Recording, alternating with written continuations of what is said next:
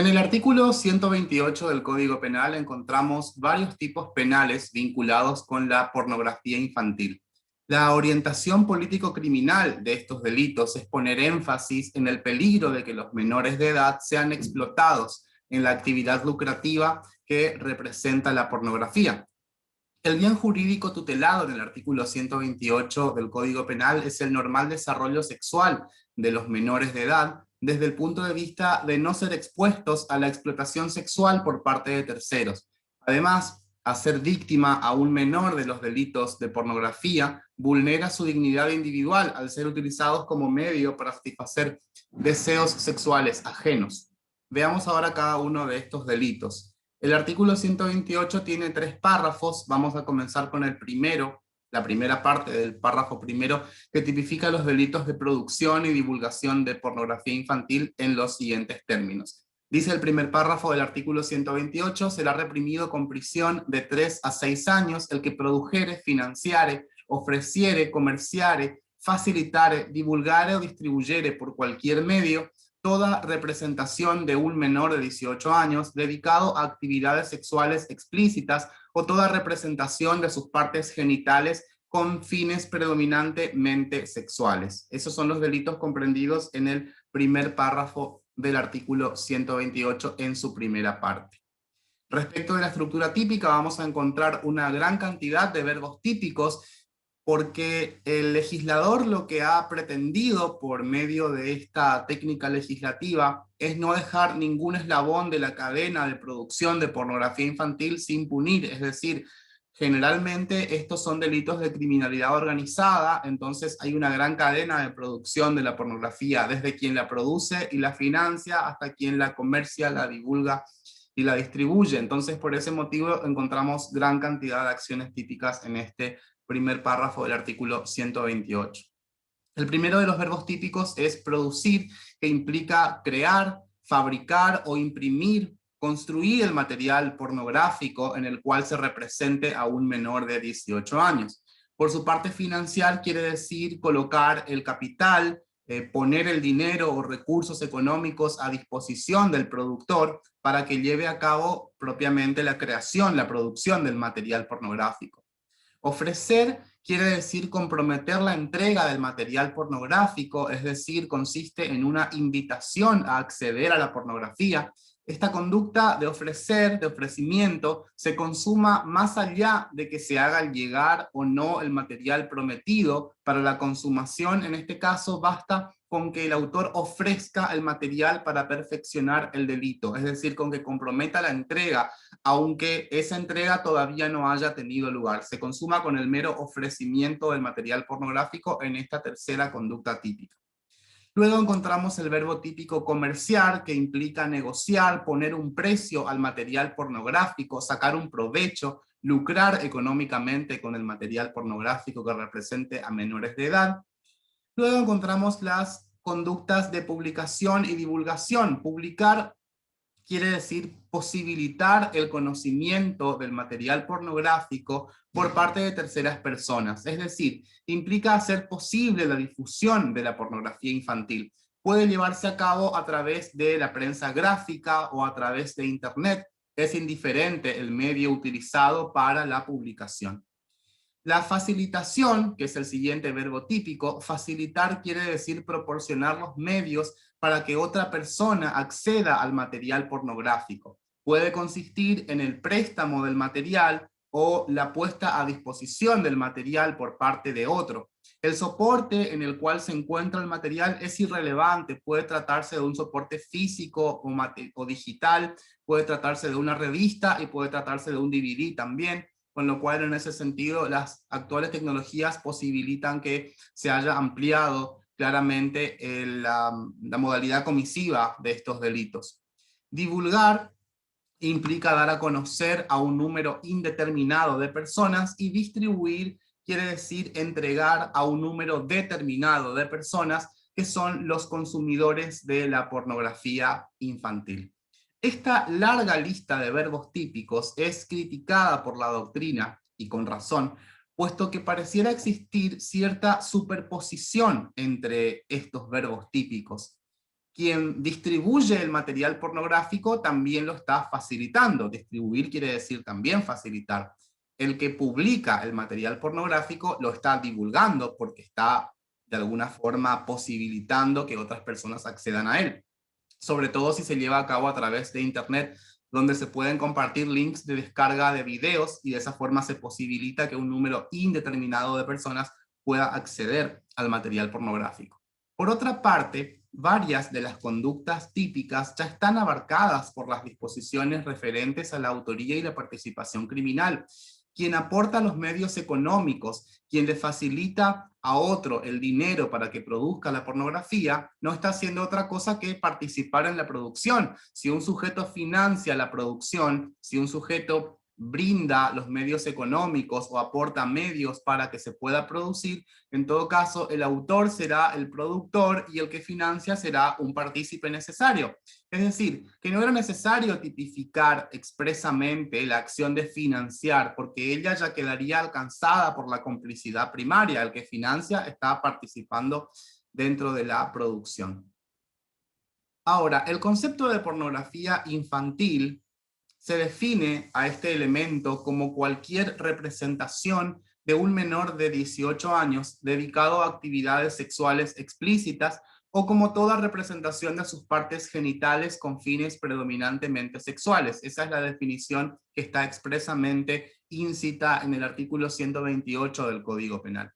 Las partes genitales del menor son sus órganos sexuales externos y se exige que las representaciones tengan una finalidad predominantemente sexual para excluir del tipo penal cualquier imagen que tenga como objeto una finalidad educativa, por ejemplo, una lámina donde se grafiquen las partes genitales del menor, pero que tenga una finalidad educativa o didáctica.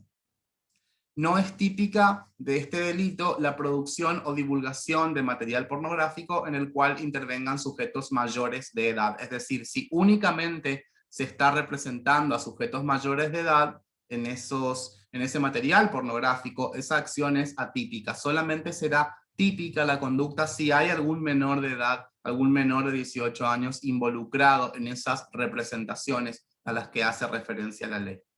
Por otra parte, nuestra ley penal exige representaciones pornográficas reales o auténticas de menores de edad. Se va a excluir, por lo tanto, la denominada pornografía técnica, es decir, la producción de imágenes ficticias o digitalizadas que representen menores de edad como dibujos animados. Si es que por vía de la tecnología se representa una escena de contenido sexual donde intervengan dibujos animados que representen a menores de edad teniendo relaciones sexuales, esa acción es atípica en nuestro sistema penal. No está abarcada por la tipicidad del artículo 128 que exige pornografía real.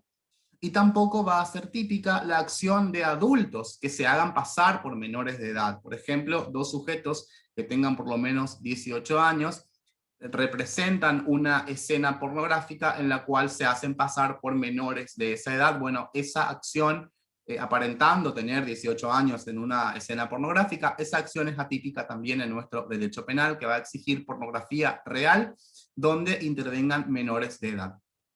El tipo subjetivo de este delito es doloso y no va a requerir de ningún elemento subjetivo especial. Por otra parte, también se tipifica la acción de organización de espectáculos en vivo de representaciones sexuales explícitas en las que participen menores de edad. Esto también lo encontramos en el primer párrafo del artículo 128, en el primer párrafo in fine, en la última parte. Dice la última parte del artículo 128, al igual que el que organizare espectáculos en vivo de representaciones sexuales explícitas en que participen dichos menores. Ese es el segundo caso, el segundo grupo de conductas típicas que se presentan en el artículo 128. La acción de organizar implica disponer de los medios o recursos para que el espectáculo sea llevado a cabo, recursos económicos, recursos humanos. No es necesario que el espectáculo en vivo sea efectivamente realizado, no se requiere que haya tenido lugar o que se haya llevado a cabo, sino que basta con la sola organización del mismo. El tipo penal solamente pune la conducta de quien organice, más allá de que después, por algún motivo en particular, ese evento se cancele o que las autoridades descubran que se iba a llevar a cabo un evento de esta naturaleza y sea finalmente cancelado.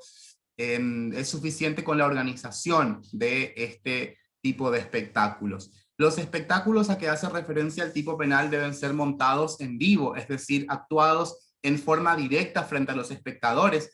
Quedaría excluida la exhibición de películas o imágenes en las que participen menores de 18 años, que sin embargo puede estar abarcada por la conducta de divulgar material pornográfico. Es decir, los espectáculos aquí son en vivo. Si es que se proyecta una película o una imagen, eso por supuesto no está actuado en vivo, sino que ya ha sido previamente grabado. Esa no es típica, esa conducta no es típica de esta última parte del artículo 128, pero sí puede ser divulgación de material pornográfico en la primera parte del artículo 128. Se discute en la doctrina si los menores de edad deben participar activamente en alguna escena pornográfica. Por una parte, existen autores que sostienen que es suficiente con que el menor intervenga pasivamente y que otros sujetos lleven a cabo las escenas pornográficas, sujetos mayores de edad. Por ejemplo, que el menor de edad solamente esté sentado en un rincón y que cerca de él existan sujetos mayores que estén llevando a cabo ellos la escena pornográfica y el menor de edad verdaderamente no intervenga en forma activa. Sin embargo, pareciera ser correcto el criterio contrario, es decir, que el menor deba llevar a cabo alguna escena pornográfica. Luego, en el segundo párrafo del artículo 128, encontramos el delito de simple tenencia de pornografía infantil.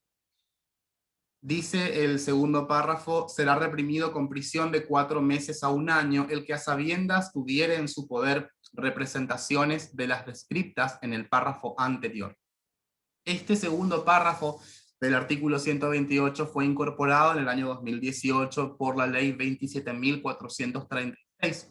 Antes de esta reforma que estoy mencionando, solamente era punible la tenencia de material pornográfico infantil con fines de comercialización. Es decir, si el autor simplemente la tenía, esa acción no era típica, no era penalmente relevante. Sin embargo, hoy en día, actualmente, se ha incorporado este nuevo tipo penal que castiga la mera tenencia de pornografía infantil, aun cuando el autor no persiga la finalidad de venderlo. Es bastante cuestionable la decisión político-criminal de punición de este comportamiento, puesto que aquí el autor no ha participado de la producción de la pornografía infantil, no la ha producido, simplemente la tiene. Y la punición de la tenencia con fines de comercialización encuentra su fundamento en el peligro de divulgación del material, es decir, el peligro de que el sujeto venda el material efectivamente, pero la simple tenencia carece de esta finalidad, con lo cual no queda del todo claro la necesidad, no queda del todo claro la necesidad de punir esta conducta. Respecto a su estructura típica, el verbo típico es tener, y la tenencia implica una relación de disponibilidad entre el autor y la cosa, una relación de proximidad entre el autor y la cosa, aunque ello no signifique una relación corporal. No es necesario que el autor tenga consigo el material pornográfico todo el tiempo. Basta con que pueda disponer de él en cualquier momento que quisiese, que lo tenga guardado, por ejemplo, en algún cajón de su escritorio, en algún armario. No es necesario que lo tenga todo el tiempo consigo, no denota eso una tenencia. Por supuesto, el objeto de la tenencia es pornografía infantil, con los mismos alcances que ya definimos en el primer párrafo del artículo 128, y a nivel subjetivo, este es un delito doloso que no va a requerir de ningún elemento subjetivo adicional, más allá de la representación concreta que tiene el autor de la tenencia del material pornográfico. En el tercer párrafo del artículo 128 vamos a encontrar el delito de tenencia con fines de comercialización. Será reprimido, dice este artículo, con prisión de 6 meses a 2 años el que tuviera en su poder representaciones de las descriptas en el primer párrafo con fines inequívocos de distribución o comercialización. La acción típica en este caso es idéntica al delito de simple tenencia, es decir, la tenencia como concepto es igual en ambos supuestos, y la única diferencia entre estos tipos penales reside en el elemento subjetivo. Es decir, en la tipicidad subjetiva se requiere un elemento subjetivo especial, un delito de intención interna trascendente, tener la pornografía para venderla, para comercializarla, aunque el autor no logre hacerlo. Este es un delito que pune la mera acción de tener con fines de comercializar. No es relevante que el autor efectivamente comercialice. En caso de que el autor logre comercializar la pornografía infantil, va a ser de aplicación el tipo penal del primer párrafo de este artículo. No olvidemos que en el primer párrafo se tipifica la conducta de comerciar la pornografía infantil y, por supuesto, este primer párrafo tiene mucha más pena, es mucho más grave que el delito de tenencia de pornografía infantil con fines de comercialización.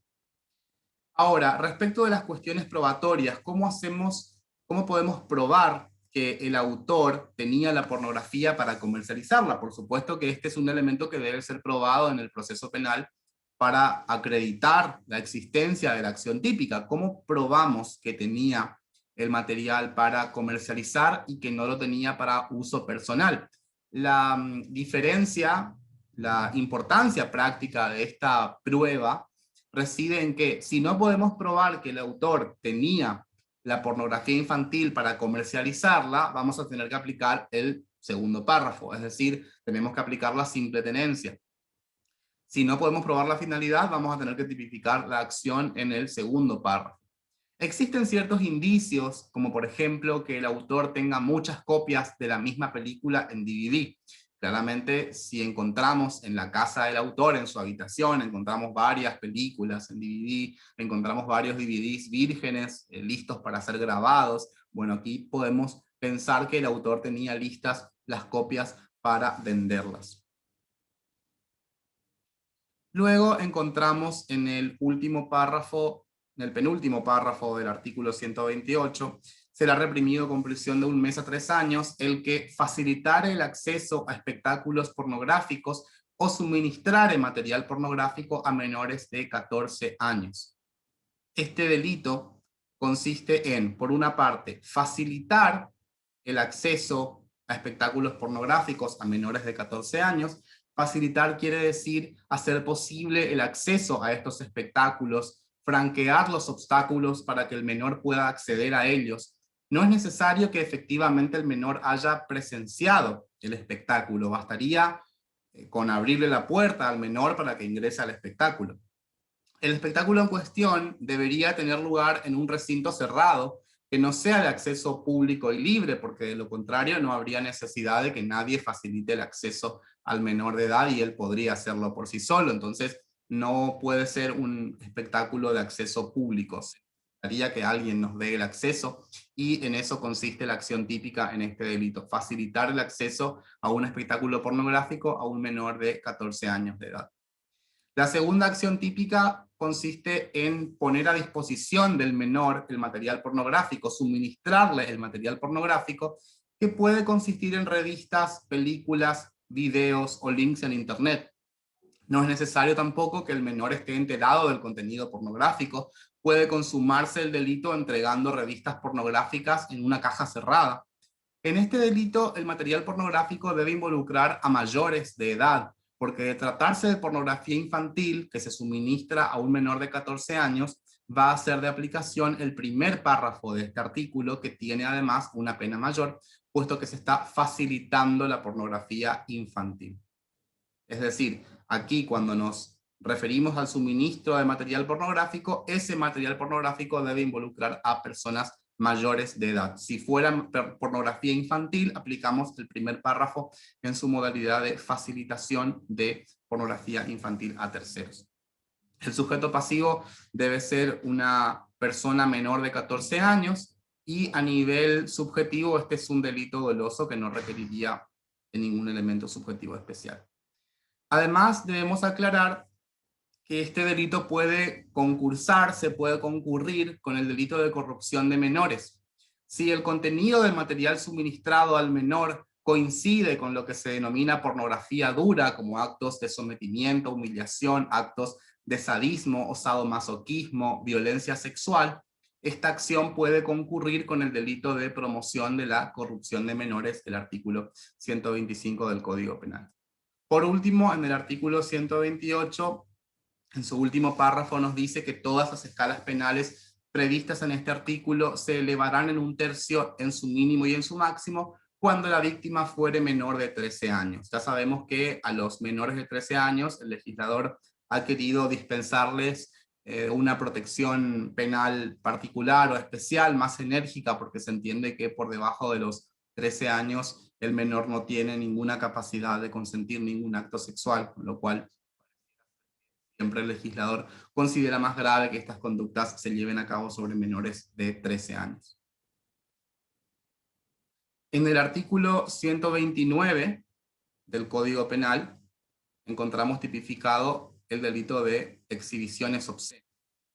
El bien jurídico en este delito se sostiene que no se afectaría un bien jurídico individual en el delito de exhibiciones obscenas, sino un bien jurídico colectivo.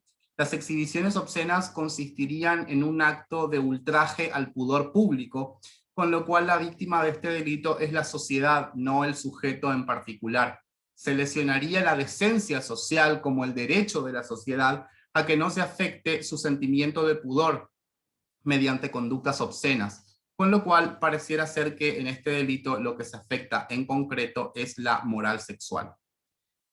La estructura típica de este delito, las acciones típicas, el texto del artículo 129 dice: será reprimido con multa de 1.000 a 15.000 pesos el que ejecutare o hiciese ejecutar por otros actos de exhibiciones obscenas expuestas a ser vistas involuntariamente por terceros. Y en el segundo párrafo se prevé un agravante: si los afectados fueren menores de 18 años, la pena será de prisión de 6 meses a 4 años. Lo mismo valdrá con independencia de la voluntad del afectado cuando se tratare de un menor de 13 años. Es decir, aunque el menor de 13 años quisiese ver esa representación sexual, de todas maneras va a existir una agravante. Sabemos nuevamente cómo el legislador intenta que los menores de 13 años tengan una protección penal especial.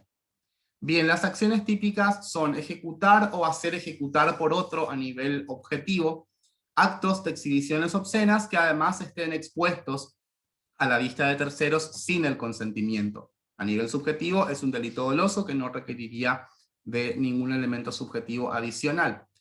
¿Qué quiere decir ejecutar? Ejecutar implica llevar a cabo por sí mismo los actos de exhibiciones obscenas.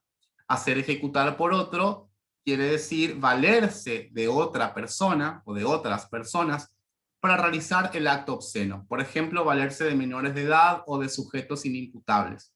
Se señala en la doctrina, acertadamente, que no era necesario tipificar en forma expresa la acción de hacer ejecutar por otro, puesto que si el autor se vale de otra persona, a quien usa como instrumento para llevar a cabo la acción típica, estaríamos ante un caso de autoría mediata. Nada obsta a la aplicación de la autoría mediata en este delito, que es un delito común como cualquier otro. El autor mediato es quien tiene el dominio de la voluntad del instrumento, teniendo un control absoluto de la situación. Es el llamado hombre de atrás. Entonces, si alguien hace ejecutar por otro los actos de exhibiciones obscenas, esa acción ya podría estar abarcada por la autoría mediata y no era necesaria la expresa mención a hacer ejecutar por otra persona. Este verbo típico es claramente redundante. Ahora, respecto de los actos obscenos, los actos de exhibiciones obscenas, tenemos que desentrañar el concepto de obscenidad, el concepto del obsceno. Tradicionalmente se sostiene que el obsceno es lo sexualmente impúdico. Consiste en la realización de actos lujuriosos, sexualmente viciosos o excesivos. La obscenidad en realidad es un concepto cultural y como tal es fluctuante. Claramente no es lo mismo lo que se consideraba obsceno hace 100 años cuando entró a regir nuestro Código Penal, que lo que consideramos obsceno actualmente, donde los medios de comunicación nos exponen constantemente a un gran número de imágenes, publicidades. No es la misma obscenidad la de hace 100 años atrás. Hace 100 años pudo haberse entendido como obscena la exhibición de los senos de una mujer en público, pero hoy en día el concepto de obscenidad claramente ha cambiado, ya no podría aseverarse que ello corresponda a una exhibición obscena. Queda claro que lo obsceno es un modo de manifestación de lo sexual, y los senos de una mujer no son genitales, no forman parte de la genitalidad femenina los senos. Ejemplos actuales de exhibiciones obscenas son la masturbación en lugares públicos o tener relaciones sexuales abiertamente en un lugar público. Penca señala que es un tipo penal de dudosa constitucionalidad porque el concepto de obscenidad no es del todo claro, sino que presenta cierta vaguedad y ambigüedad, y que en definitiva quien decidirá lo que es obsceno o no es el juez.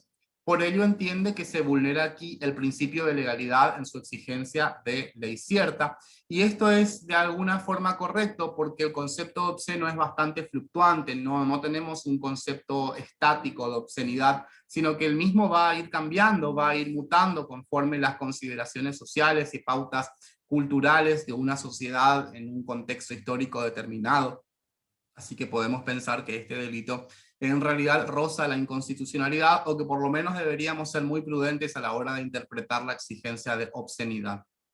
Estas exhibiciones, estos actos obscenos, deben estar expuestos a ser vistos involuntariamente por terceros. La redacción actual del tipo penal no exige que las exhibiciones sean llevadas a cabo en lugares públicos. Bastaría con que se realicen de modo tal que puedan ser vistas o presenciadas involuntariamente por terceros. Se afectaría la libertad sexual de estos terceros, la libertad de no verse involucrado en un contexto sexual sin su consentimiento. Puede realizarse la exhibición obscena, el acto exhibicionista, en un balcón, que no es un lugar público porque pertenecería al departamento del sujeto que está llevando a cabo la exhibición, pero sí está exponiendo a que el acto en cuestión sea visto involuntariamente por terceros, expone a terceros a presenciar ese acto de exhibición obscena, más allá de que sea llevado a cabo en un ámbito privado. Ahora, respecto de la necesidad político-criminal de esta figura, pareciera ser que no es necesaria esta figura en el Código Penal. Recordemos que el derecho penal es de última ratio y podría llegarse a la regulación de estas conductas por otras vías menos lesivas o menos agresivas, como puede ser el ámbito del derecho contravencional. Más allá de que el derecho contravencional también integra en cierta medida al derecho penal, lo hace con una respuesta punitiva mucho menor. Las penas que están presentes, las contravenciones, son quizás de mucha menos entidad que las que vamos a encontrar nosotros en el Código Penal. Y lo importante sería reservar al Código Penal para conflictos que verdaderamente sean muy graves, y aquí un acto de exhibición obscena pareciera ser que podría resolverse por vía del derecho contravencional. Pareciera ser que hay otras vías menos agresivas para resolver esta clase de conflictos. El delito de rapto está tipificado en el artículo 130 del Código Penal. Tiene 3 párrafos el artículo 130. En el primer párrafo encontramos el delito de rapto propio. En el tercer párrafo encontramos sus agravantes. Y en el segundo párrafo está tipificado el delito de rapto impropio. El primer párrafo dice: será reprimido con prisión de 1 a 4 años el que sustrajere o retuviere a una persona por medio de la fuerza, intimidación o fraude con la intención de menoscabar su integridad sexual. Las agravantes del primer párrafo están en el tercer párrafo.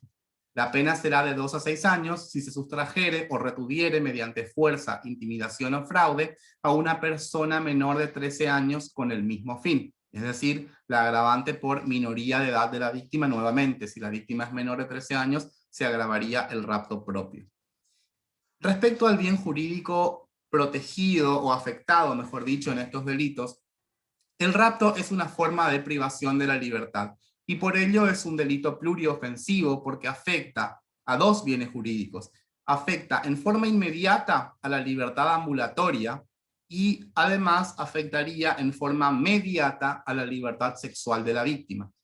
La afectación a la libertad sexual residiría más bien en el aspecto subjetivo del delito, porque el autor priva de libertad a la víctima para menoscabar su integridad sexual, aunque ello no es necesario para perfeccionar el tipo penal. Respecto de la estructura típica, vamos a ver que el delito se consuma con la privación de la libertad, con alguno de los medios comisivos establecidos en el artículo 130, con la finalidad, con la intención interna de menoscabar la integridad sexual de la víctima. Por ejemplo, el autor se encuentra trasladando a la víctima al lugar donde la abusará. El autor sustrajo violentamente a la víctima y la está trasladando y es interrumpido, lo aprehende la autoridad policial y la integridad sexual aún no se ha visto afectada, todavía no se conculcó la integridad sexual porque en ese supuesto aún el autor no ha llevado a cabo ningún delito sexual, ningún delito de abuso sexual contra la víctima, simplemente la está privando de su libertad para, con posterioridad, llevar a cabo el abuso sexual. Entonces, la afectación inmediata es a la libertad ambulatoria de la víctima y la afectación secundaria, la afectación inmediata, es a la libertad sexual de la víctima. Las acciones típicas son sustraer y retener, ambas son descriptivas de formas de privación de libertad de otra persona. Sustraer quiere decir desplazar a la víctima del lugar en donde ella desarrolla su vida en relación. Por ejemplo, sustraerla del propio hogar de la víctima o sustraerla de la vía pública. Retener, por su parte, quiere decir impedir que la víctima abandone el lugar en el que se encuentra, detener a la víctima en ese lugar. Ahora bien, si bien ambas conductas típicas describen privaciones de libertad, en el delito de rapto debe tratarse de una privación de la libertad diferenciable, un estado de privación de libertad permanente y autónomo, porque de lo contrario, siempre que ocurra un abuso sexual va a existir un rapto también, porque la víctima debe permanecer en un lugar retenida mientras dura el abuso sexual, no se puede cometer un abuso sexual a distancia. El autor, cuando lleva a cabo el abuso, también retiene a la víctima en el lugar donde se encuentra durante todo el tiempo que duró el abuso sexual. Por ello, debe tratarse de una privación de libertad autónoma, no puede tratarse de cualquier clase de privación de libertad. No sería suficiente, entonces, para el delito de rapto, con desplazar a la víctima a un terreno cercano para violarla. Por ejemplo, el autor se encuentra a la víctima en la calle, la toma fuertemente del brazo y se la lleva a un terreno baldío o a una obra en construcción para llevar a cabo el abuso sexual. Esa conducta no es rapto. Tampoco sería rapto retener a la víctima el tiempo que le toma al violador consumar el abuso sexual, porque insistimos, de lo contrario siempre habría un rapto cada vez que exista un abuso sexual. Para que tenga lugar el delito de rapto se debería, por ejemplo, secuestrar a la víctima y llevarla fuera de la ciudad, llevarla a una cabaña en el interior para abusar sexualmente de ella. Ese sería un acto propio de un rapto, porque se estaría diferenciando concretamente el acto de privación de libertad. No es cualquier privación de libertad, sino un estado de privación que es autónomo y permanente. Esa privación de libertad, para que sea típica del delito de rapto, debe llevarse a cabo por ciertos medios comisivos que son la fuerza, la intimidación y el fraude. La fuerza entendida como el uso de violencia o energía física para doblegar la resistencia de la víctima. Nuevamente aquí encontramos, o recordamos, mejor dicho, la equiparación que hace el artículo 78 del Código Penal. Se equipara la violencia, la fuerza con el uso de medios hipnóticos o narcóticos. Luego el segundo verbo típico es la intimidación. En este caso, intimidar quiere decir hacer uso de amenaza, hacer el uso de la amenaza de un mal futuro respecto de la víctima o respecto de un tercero ligado afectivamente a ella. También las amenazas deberán tener las mismas características que en el caso del abuso sexual. Debe tratarse de un mal grave, futuro, cierto, posible, gobernable por quien amenaza. Y por último, el tercer medio comisivo es el fraude, consistente en un engaño, un ardid o maquinaciones fraudulentas para hacerle creer a la víctima una situación que en realidad no existe. A nivel subjetivo, este es un delito doloso que, además del dolo, que es el conocimiento de los elementos del tipo penal, va a requerir una ultrafinalidad, un elemento subjetivo especial, consistente en el fin de menoscabar la integridad sexual de la víctima. Y respecto de esta expresión, hay dos formas de interpretarla. La primera forma de interpretar esta expresión es que el autor debe raptar a la víctima para cometer un delito contra la integridad sexual, para llevar a cabo sobre ella un delito que afecte su integridad sexual. Por ejemplo, raptar a la víctima para cometer un abuso sexual, un estupro, la corrupción de menores, etc. En otras palabras, deben tratarse de conductas típicas en todos los casos y siempre deben ser conductas típicas contra la integridad sexual, es decir, algunos de los delitos que están previstos en este título tercero del libro segundo del Código Penal. Otros autores dicen que no es necesario tanto, bastaría con que sean delitos o que sean actos con contenido sexual. No es necesario que sean delitos contra la integridad sexual, bastaría con que sean actos con contenido sexual. Por ejemplo, el autor rapta a la víctima para obligarla a masturbarse. El que obliga a masturbarse en realidad no estaría cometiendo un abuso sexual porque no hay actos de tocamiento entre autor y víctima, pero si el autor rapta a la víctima para obligarla a masturbarse en frente de él, un sector de la doctrina dice que eso de todas maneras es un delito de rapto porque alcanzaría con que los actos tengan un contenido sexual más allá de que no sean constitutivos de un delito contra la integridad sexual. Es decir, el objetivo del autor debe ser realizar actos de carácter sexual sobre la víctima, más allá de que sean o no delitos sexuales. Tenca, por ejemplo, es partidario de la primera posición. Tenca dice que deben ser delitos contra la integridad sexual por la expresión que es utilizada en el artículo 130, la expresión es menoscabar la integridad sexual de la víctima y no habla de otro bien jurídico ni se refiere a la realización de actos con contenido sexual. En el segundo párrafo del artículo 130 vamos a encontrar el delito de rapto impropio. Dice el segundo párrafo que la pena será de 6 meses a 2 años si se tratara de una persona menor de 16 años con su consentimiento. Es decir, que las acciones típicas aquí van a ser las mismas, sustraer o retener, y la diferencia reside esencialmente en que la víctima, en este caso, es un menor de 16 años y que existe consentimiento. Aquí no se usan los medios comisivos del párrafo primero, que son la violencia, la intimidación o el engaño. Aquí no se utilizan esos medios comisivos, sino que la víctima consiente esa privación de libertad, y a nivel subjetivo también es igual, es decir, el autor debe perseguir el menoscabo de la integridad sexual de ese menor de 16 años. Al parecer, lo que se pretendió con este tipo penal es introducir una especie de paralelo con el delito del artículo 120 del Código Penal, el antiguo delito de estupro, el actual abuso sexual con aprovechamiento de la inexperiencia sexual de la víctima. Sin embargo, ello no surge expresamente del tipo penal porque el rapto impropio no exige que el consentimiento del menor de 16 años haya sido logrado mediante ninguna clase de aprovechamiento. Recordemos que el artículo 120 exige el aprovechamiento de la inexperiencia sexual de la víctima.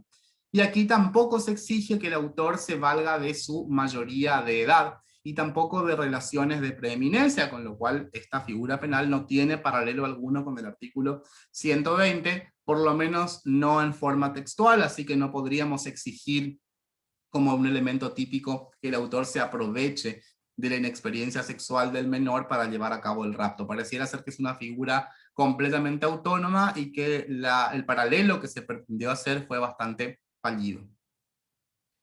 Ahora, la pregunta que nos vamos a hacer nosotros aquí es si es efectivamente necesaria la figura de rapto, si es necesario que exista el delito de rapto como tal. Si se derogara el delito de rapto, si no existiese el artículo 130 del Código Penal, verdaderamente no ocurrirían grandes cambios, porque de todas maneras existen otros tipos penales que son lesivos de la libertad ambulatoria. Si derogáramos el delito de rapto, serían de aplicación los delitos contra la libertad, es decir, recobrarían plena vigencia los delitos contra la libertad ambulatoria que están tipificados en el título quinto. Inclusive hay delitos que son más graves, con lo cual habría una incoherencia, como por ejemplo lo que ocurre con el delito del artículo 142 bis. Vamos a encontrar aquí las escalas penales, vamos a hacer una comparación con las escalas penales de los demás delitos. La privación de libertad del artículo 141 del Código Penal, que es una privación genérica, es una figura bastante genérica consistente en privar ilegalmente de libertad a otro, sin la finalidad de hacerle padecer ninguna otra acción ni ninguna otra conducta fuera de la privación de libertad. Es decir, el que priva de libertad a otro en el artículo 141 no lo hace con una finalidad más allá de privar de libertad a la víctima, no lo hace con otro fin. A diferencia del rapto, donde se priva de libertad a la víctima con una finalidad en particular, que es someterla sexualmente, podríamos decir, menoscabar su integridad sexual. Y luego tenemos en el artículo 142 bis el delito de secuestro coactivo, que tiene una pena de 5 a 15 años de prisión. El delito de secuestro coactivo consiste en sustraer, retener u ocultar a otra persona con el fin de obligarla a hacer, no hacer o tolerar algo en contra de su voluntad. Esa formulación, tolerar algo en contra de su voluntad, es muy genérica, claramente. Entonces, podríamos secuestrar a la víctima para que limpie todo un departamento, para que ordene toda una casa. Esa es la finalidad en el secuestro coactivo, por ejemplo. Y tendría más pena, sería más grave eso, secuestrar a la víctima para que limpie un departamento, que secuestrar a la víctima para abusarla sexualmente. El secuestro coactivo dice sustraer a alguien, sustraer a otra persona, para obligarla a hacer algo en contra de su voluntad. Hacer algo es muy genérico y el rapto es más específico. El rapto por una relación de concurso aparente, por especialidad, sería la conducta, sería el tipo penal aplicable en esos casos. Si el autor rapta a la víctima para violarla, claramente allí estaríamos ante un rapto, no ante un secuestro coactivo, porque el secuestro coactivo dice hacer algo en contra de su voluntad y el rapto especifica qué es ese algo, es decir, menoscabar la integridad sexual de la víctima. Así que existe una incoherencia en las escalas penales. Pareciera ser que en la actualidad en nuestro Código Penal es más grave secuestrar a la víctima para obligarla a limpiar un departamento que secuestrarla para abusar sexualmente de ella. Con lo cual, el delito de rapto no sería necesario en nuestro Código Penal. Lo podríamos suprimir y no ocurriría ningún vacío legislativo porque cobrarían relevancia los delitos contra la libertad. En el artículo 131 vamos a encontrar una innovación legislativa. En el año 2013, con la ley 26.904, se introduce a nuestra legislación penal el delito de child grooming o ciberacoso sexual infantil, en el artículo 131 del Código Penal. Con el avance de las nuevas tecnologías es lógico que las conductas de los depredadores sexuales y pederastas hayan también evolucionado en cuanto a los métodos que utilizan para captar a sus víctimas. En la época de la sanción de nuestro Código Penal, a los legisladores no se les pudo haber ocurrido que en la actualidad existirían las tecnologías de transmisión de datos que faciliten a potenciales abusadores sexuales entrar en contacto con sus víctimas. El artículo 131, el nuevo artículo 131 del Código Penal dice: será penado con prisión de 6 meses a 4 años el que por medio de comunicaciones electrónicas, telecomunicaciones o cualquier otra tecnología de transmisión de datos contactare a una persona menor de edad con el propósito de cometer cualquier delito contra la integridad sexual de la víctima. Ahora bien, la regulación de este delito en nuestro Código Penal es bastante criticable. Vamos a ver algunas de las críticas antes de desarrollar la estructura típica propiamente dicha. Respecto de la respuesta punitiva, este delito tiene prevista la misma escala penal, la misma pena que el abuso sexual simple, es decir, prisión de 6 meses a 4 años.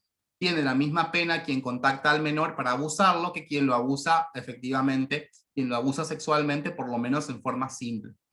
El delito de grooming, así como el delito de rapto, comparten la nota característica de que son delitos preparatorios. El delito de grooming puntualmente es un delito de peligro. Si no estuviese tipificado expresamente como delito, sería un mero acto preparatorio del abuso sexual, el grooming. No se explicaría cómo un delito de puesta en peligro tiene la misma pena que un delito de lesión efectiva, como lo es el abuso sexual simple. Debería tener menos pena el delito de grooming por una cuestión lógica. Además, se produce un adelantamiento excesivo de la punición. La acción típica se consuma con el mero entrar en contacto con el menor de edad, con la finalidad de cometer un delito contra su libertad sexual.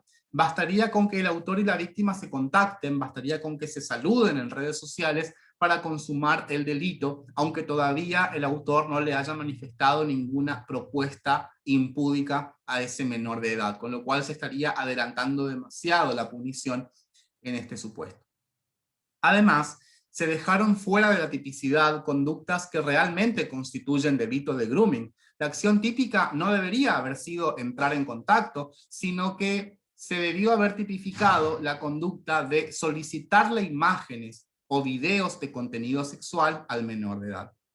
Con lo cual, si el autor hoy en día entra en contacto con el menor y le pide que le mande fotos íntimas o videos propios con contenido sexual, un acto de masturbación del menor, por ejemplo, esas acciones serían atípicas, por lo menos del delito de grooming, porque no fueron expresamente contempladas como tales. Solamente sería típica la acción si el autor tiene como finalidad abusar del menor posteriormente. No nos olvidemos, rapto y grooming comparten un rasgo particular de que son en general actos preparatorios para llegar con posterioridad a la lesión de la integridad sexual. Por otra parte, en este delito no se ha tipificado expresamente que el autor deba ser mayor de 18 años, y esa es la lógica. El autor debería ser mayor de edad en el delito de grooming, puesto que esa es casualmente la conceptualización del delito de grooming. Se estaría abriendo la puerta a que un menor de edad se contacte con otro menor de edad con el fin de menoscabar la integridad sexual, y eso por supuesto no es correcto. Ahora bien, desde el punto de vista de las conductas típicas, la acción típica en el tipo objetivo es contactar a un menor de 18 años. Esto quiere decir entrar en contacto, entablar una conexión personal con el menor a través de ciertos medios que están expresamente tipificados en el código.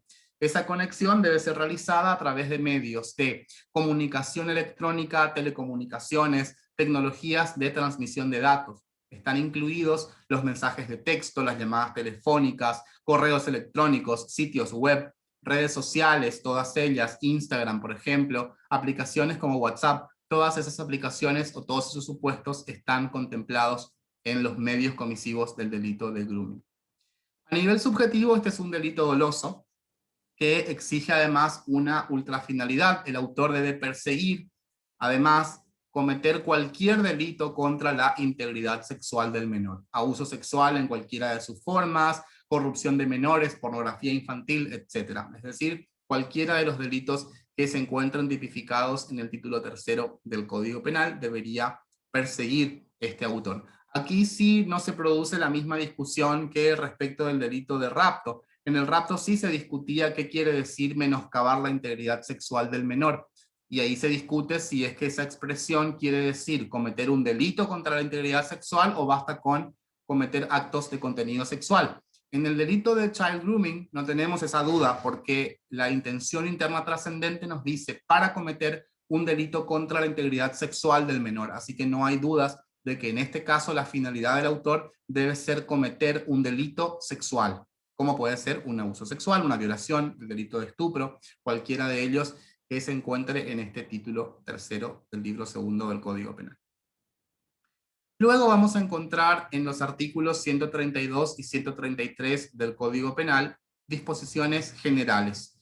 En el artículo 132 del Código Penal vamos a encontrar una disposición que en realidad está vinculada con el ejercicio de la acción penal. Dice el artículo 132 que en los delitos previstos en los artículos 119, primero, segundo y tercer párrafos, artículo 120, primer párrafo y 130, la víctima podrá instar el ejercicio de la acción penal pública con el asesoramiento o representación de instituciones oficiales o privadas sin fines de lucro o de protección o ayuda a las víctimas. Es decir, que aquí se establece una facultad para las víctimas, no una obligación, respecto del ejercicio de la acción penal. Instituciones oficiales son las defensorías, asesorías de incapaces, centro de protección a familias y al menor, centros estatales de asistencia a las víctimas, mientras que organismos privados sin fines de lucro son aquellas organizaciones no gubernamentales dedicadas a la tarea de protección o asistencia a las víctimas. Por último, en el artículo 132, antes existía un instituto que se denominaba avenimiento, o un acuerdo con el imputado que fue derogado. Decía el artículo derogado: si la víctima fuere mayor de 16 años, podrá proponer un avenimiento con el imputado. El tribunal podrá excepcionalmente aceptar la propuesta que haya sido libremente formulada en condiciones de plena igualdad, cuando en consideración a la especial y comprobada relación afectiva preexistente, considere que es un modo más equitativo de armonizar el conflicto con mejor resguardo del interés de la víctima. En tal caso, la acción penal quedará extinta, o en el mismo supuesto también podrá disponer la aplicación al caso de lo dispuesto por los artículos 76 ter y 76 quater del Código Penal. Es decir, esta última parte hace referencia a la suspensión del juicio a prueba. Bueno, históricamente, antes de la ley 25.087, existía una forma de extinción de la acción penal, en la cual se extinguía la acción o se extinguía la punibilidad si el abusador sexual, si el violador, contraía matrimonio con la víctima. Porque de alguna forma, el violador con el matrimonio le estaría devolviendo la honra que le había arrebatado con el acto de violación. No nos olvidemos que antes de la 25.087, el bien jurídico tutelado o afectado era la honestidad. Entonces, al arrebatarle la honestidad a la víctima, se le devolvería con el acto del matrimonio. Una vez que se derogan los delitos contra la honestidad, que se deroga la honestidad como bien jurídico afectado, también se deroga el matrimonio como excusa absolutoria y simplemente se introduce un instituto denominado avenimiento. Avenimiento quiere decir un acuerdo con el imputado por el cual la víctima perdonaba a su abusador sexual. Este instituto fue derogado porque se entiende que si es la libertad sexual lo que se protege o lo que se vulnera en este título, el hecho del acuerdo posterior en realidad no podría ratificar el abuso sexual anterior, además de que esto tiene claramente un origen bíblico, con disposiciones donde el autor del abuso sexual, casándose con la víctima, le estaría devolviendo la honra. Entonces fue derogado el instituto del avenimiento y hoy en día ya no existe la posibilidad de lograr esta clase de acuerdos.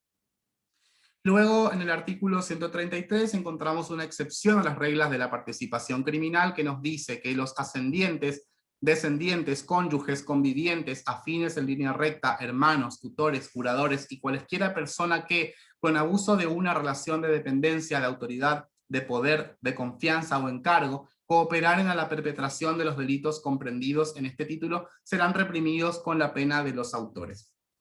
Es decir, ¿por qué representa una excepción a las reglas de la participación criminal? Porque en la participación criminal se distingue entre partícipes primarios y partícipes secundarios, complicidad primaria y secundaria.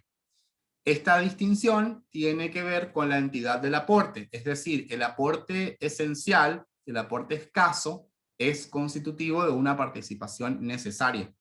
El aporte no esencial, por exclusión, constituye un supuesto de complicidad secundaria o simple complicidad. Ahora, aquí se establece la misma pena para todos los partícipes, que sean, por supuesto, ascendientes, descendientes, cónyuges, convivientes, que hayan abusado de ciertas relaciones y que hayan cooperado a la perpetración de los delitos en este título. Es decir, para esos sujetos que están enunciados en el artículo 133, por más que su aporte haya sido secundario, por más que su participación no haya sido esencial, de todas maneras van a responder con la pena de los autores. Por eso se entiende que es una excepción a las reglas de la participación criminal, porque para estos sujetos que están aquí enunciados, no habría una reducción de la escala penal que está prevista para la complicidad secundaria en el artículo 46 del Código Penal. Los cómplices necesarios nada más tienen la misma pena en la parte general que los autores. Los cómplices secundarios pueden acceder a una reducción de la pena. Se les reduce la pena a los cómplices secundarios. Sin embargo, esa disposición no regiría para estos sujetos respecto de estos delitos.